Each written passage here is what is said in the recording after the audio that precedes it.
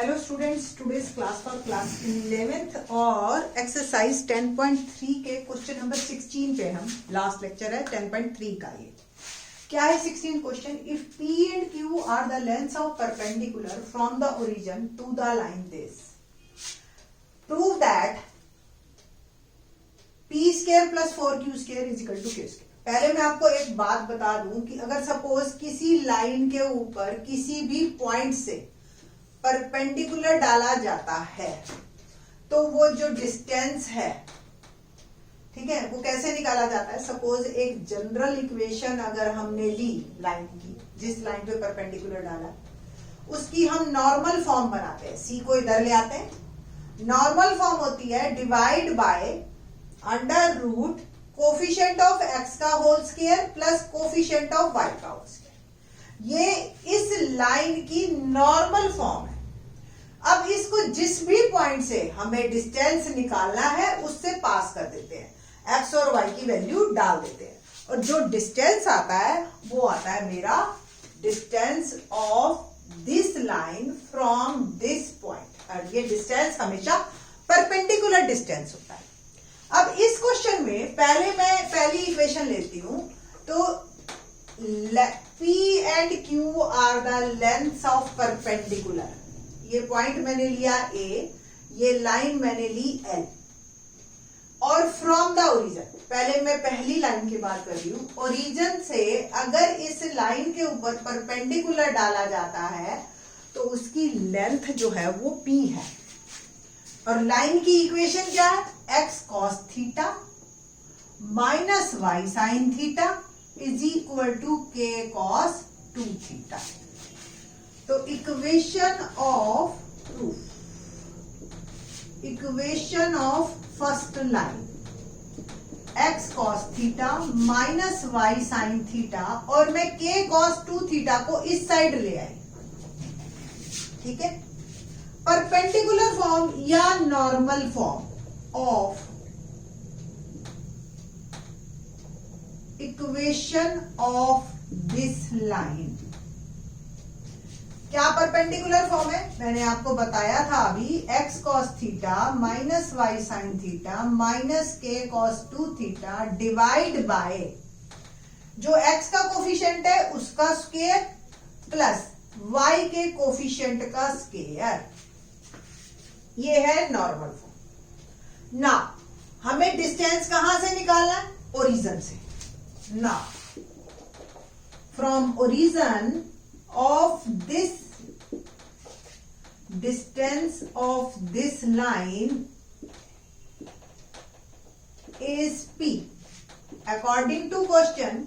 अब इसको ओरिजिन से पास कीजिए तो x की वैल्यू 0, y की वैल्यू 0, 0 इंटू समथिंग 0, ठीक है। मैं एक बार लिख देती हूं ताकि कोई कंफ्यूजन ना रहे किसी भी स्टूडेंट को। Upon under root cos square theta plus sine square theta. ये आ गया मेरे पास इसका डिस्टेंस, ओके। और distance is always positive, that's why हम मॉड लेते हैं। थोड़ा सा सॉल्व करते हैं। 0 इंटू समथिंग 0, 0 इंटू समथिंग 0, तो रह गया माइनस k cos 2 थीटा, और इसकी वैल्यू हमें दे रखी है P, ठीक है जी। तो ये 0 और माइनस, क्योंकि मॉड है तो कुल मिला के ये मेरा आ गया k cos 2 theta is equal to P। Reason being ये 0 और ये 1, और अंडर रूट 1 होता, ठीक है। तो ये मेरी फर्स्ट एक इक्वेशन आ गई, P की वैल्यू आ गई k cos 2 थीटा, ठीक है ना। अब हम दूसरी लाइन की बात करेंगे। तो लाइन चेंज हो गई है अब मेरी, और डिस्टेंस ओरिजिन से ही है, अब Q है, और इक्वेशन है मेरी x secant theta plus y cosec theta is equal to k। So equation of second line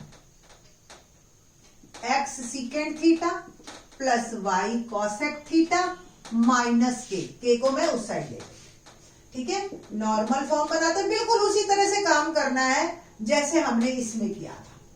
तो x secant theta plus y cosec theta minus k divide by under root secant square theta plus cosec square theta, x के coefficient का square plus y के coefficient का square. हमें ये prove करना है बस, P square plus 4q square is equal to k square. ठीक है जी। अब क्या करना है, simple, from origin distance of this line from origin is q। तो अकॉर्डिंग टू क्वेश्चन क्या बना, पास कीजिए इसको, x और y की वैल्यू 0 डाली,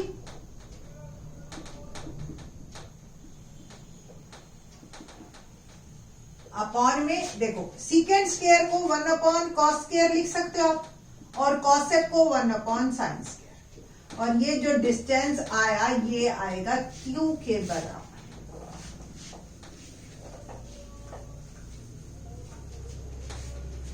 इसमें बस मेरे को यही रिजल्ट चाहिए था, ये मैं रखूं। 0 इंटू समथिंग 0, 0 इंटू समथिंग 0, और माइनस मॉड की वजह से पॉजिटिव हो जाएगा k। ठीक है जी। अंडर रूट एलसीएम ले, cos square theta into sine square theta, इससे डिवाइड हुआ तो साइन स्क्वायर थीटा रह गया, plus cos square theta is equal to Q. तो k अपॉन अंडर रूट, ये 1 हो गया और ये हो गया cos square theta sine square theta is equal to Q. Cross multiplication कीजिए तो k is equal to Q root 1 upon cos square theta into sine square theta, ये डिनोमिनेटर एज इट इज में यहां ले गई, अंडर रूट से free कीजिए तो 1 upon cos theta sine theta, ये आ गया आपका k। इसको यहां भी रहने दे सकते हो आप, बट मैं इसको थोड़ा सा सॉल्व करना चाहूंगी। 2 से मल्टीप्लाई और डिवाइड कर दें इसको, रीजन बताते हैं अभी। k is equal to 2q, और ये हो गया 2 कॉस थीटा साइन थीटा, और 2 cos थीटा साइन थीटा क्या होता है, साइन 2 थीटा। कुल मिला के k become 2q upon sine 2 theta, और इसको भी इधर भेज दीजिए तो k sign 2 theta become 2q। ये फर्स्ट इक्वेशन थी, ये सेकंड इक्वेशन मेरी आ गई। अब आपको भी पता है कि जो मुझे प्रूव करना है वो करना है P square plus 4q square. Okay, तो squaring and adding 1 and 2 equation, पहले मैं स्क्वेयर करती हूं इसका, तो k square cos square 2 theta is equal to P square, first equation का स्क्वेयर किया। सेम सेकंड क्वेश्चन इक्वेशन का स्क्वेयर करूंगी तो k square sine square 2 theta is equal to 2q whole square, और अब हम इनको ऐड कर रहे हैं, तो k square cos square 2 theta plus k square sine square 2 theta p square plus 4q square, है ना, 2q का whole square that is 4q square. k square common ले लीजिए, अंदर रह गया cos square 2 theta plus sine square 2 theta, p square plus 4q square, and it will become, ये 1 हो गया, cos square theta plus sin square theta 1, and my answer is k square is equal to p square plus 4q square, hence proved। तो ये था मेरा question number 16, very very important one. Okay, question number 17 देखते हैं, क्या है question number 17।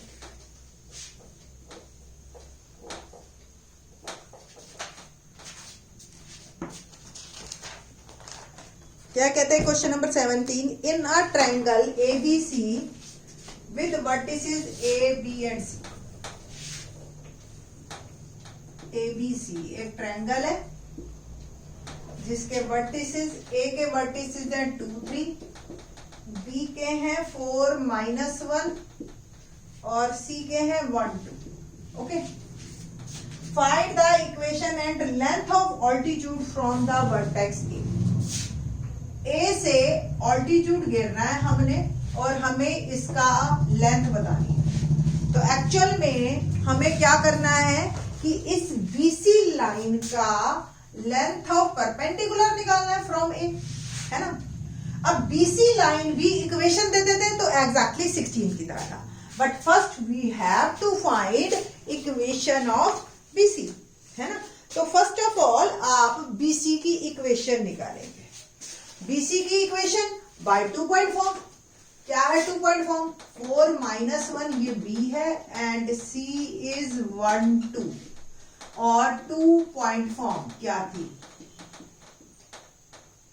Equation of line BC y minus y1 y2 minus y1 upon x2 minus x1 और x minus x1। तो ये x1 y1 है, ये x2 y2 है आपके पास, तो y minus minus 1, 2 minus minus 1 और 1 माइनस 4 और x माइनस x1। तो y प्लस 1 और 2 प्लस 1 3 और ये 1 माइनस 4 माइनस 3 x माइनस 4, ये भी कैंसिल हो गया और कुल मिला के ये आ गया minus 1 x minus 4। Bracket open कीजिए तो माइनस x प्लस 4, x को इधर ले जाएंगे 1 को उधर, तो x plus y is equal to 4 minus 1, equation आ गई x plus y is equal to 3। ये मेरी लाइन की इक्वेशन आ गई x plus y is equal to 3 by 2 point form, ठीक है जी। और अब जो है मेरे को इस लाइन की इक्वेशन को बेटर है हम इसको ऐसे लिखेंगे, x plus Y minus 3 is equal to 0, ठीक है ना। और अब हम इसकी क्या निकालेंगे, normal form.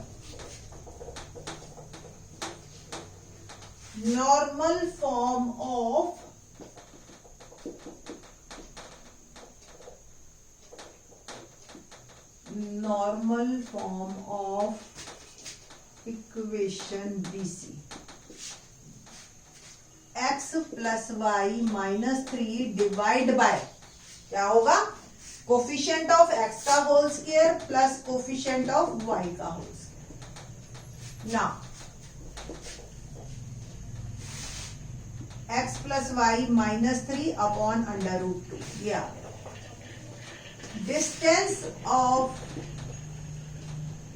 Line BC, perpendicular distance of line BC from point A to 3, यानी कि हमें क्या करना है, 2 3 से पास करना है। x की वैल्यू 2 और y की वैल्यू 3 डाली और रूट 2, जो भी डिस्टेंस आएगा that is mod 2 plus 3 5 minus 3 2 आ गया, 2 अपॉन रूट 2, ये मेरा आंसर।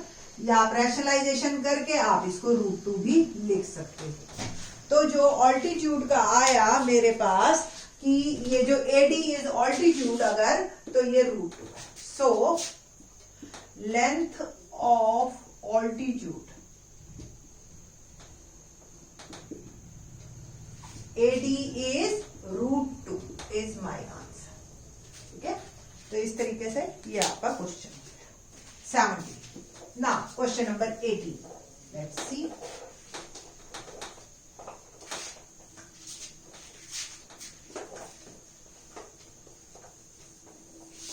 क्या है question number 18? If P is the length of perpendicular from the origin to the line, if P is the length of perpendicular from origin to the line whose intercept, line direct ना देके उसके intercept दे दिए, whose intercepts on the axis are A and B. Prove that 1 upon P square is equal to 1 upon A square plus 1 upon B.